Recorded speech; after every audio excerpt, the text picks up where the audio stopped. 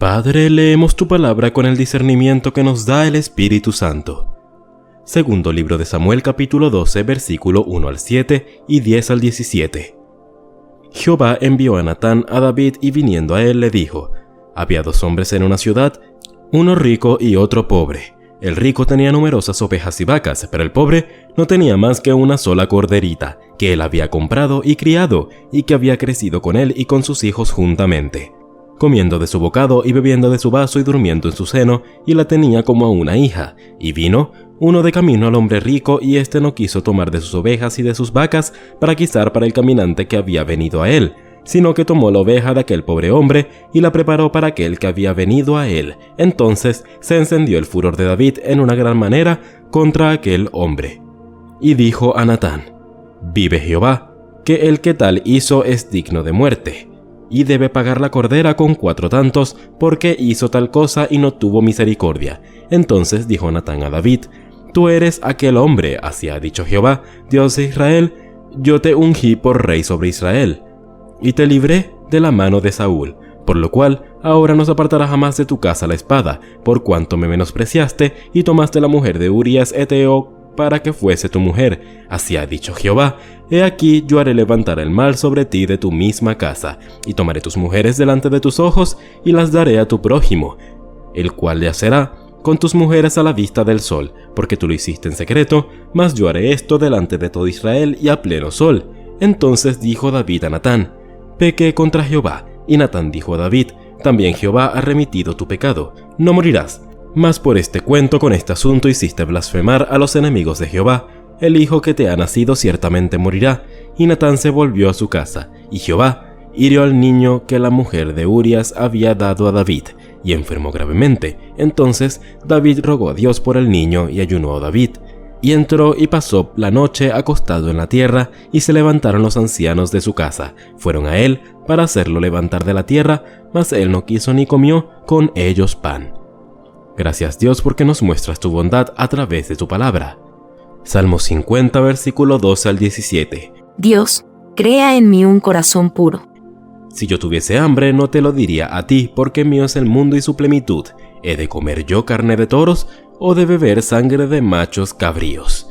Dios, crea en mí un corazón puro. Sacrifica a Dios alabanza y paga tus votos al Altísimo, e invócame en el día de la angustia. Te libraré, y tú me honrarás. Dios, crea en mí un corazón puro. Porque el malo dijo Dios: ¿Qué tienes tú que hablar de mis leyes y que tomar mi pacto en tu boca? Pues tú aborreces la corrección y echas a tu espalda mis palabras. Dios, crea en mí un corazón puro. Marcos capítulo 4, versículo 35 al 41. Aquel día, cuando llegó la noche, les dijo: Pasemos al otro lado, y despidiendo a la multitud le tomaron como estaba, en la barca, y había también con él otras barcas. Pero se levantó una gran tempestad de viento y echaba las olas en barca de tal manera que se anegaba, y él estaba en la popa, durmiendo sobre un cabezal. Y le despertaron y le dijeron: Maestro, ¿no tienes cuidado que perecemos? Y levantándose reprendió al viento y dijo al mar: Calla, enmudece. Y cesó el viento y se hizo una gran bonanza, y les dijo: ¿Por qué estáis así de amedrentados? ¿Cómo no tenéis fe? Entonces temieron con gran temor, y se decían el uno al otro: ¿Quién es este que aún el viento y el mar lo obedecen? Gracias, Padre amado, por tu palabra que me guía y que sirve como lámpara a mis pies y lumbrera a mi camino. Maestro, ¿no te importa que nos hundamos?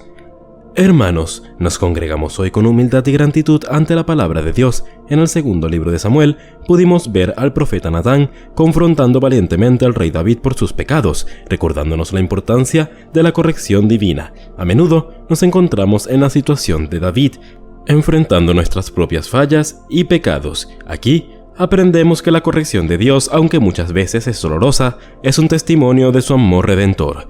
Muchos se preguntarán: ¿qué Dios amoroso actúa de esta manera? Y yo les diré: ¿qué padre amoroso no corrige a sus hijos cuando estos actúan mal?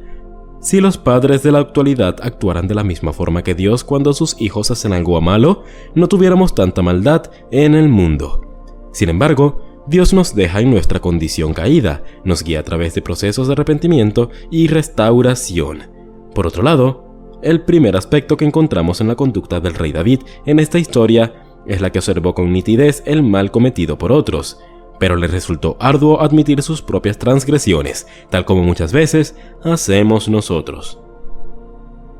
En el capítulo 7 de Mateo advierte sobre el juicio precipitado y la hipocresía al señalar las faltas ajenas mientras ignoramos las propias. Este pasaje se vincula con la historia de David.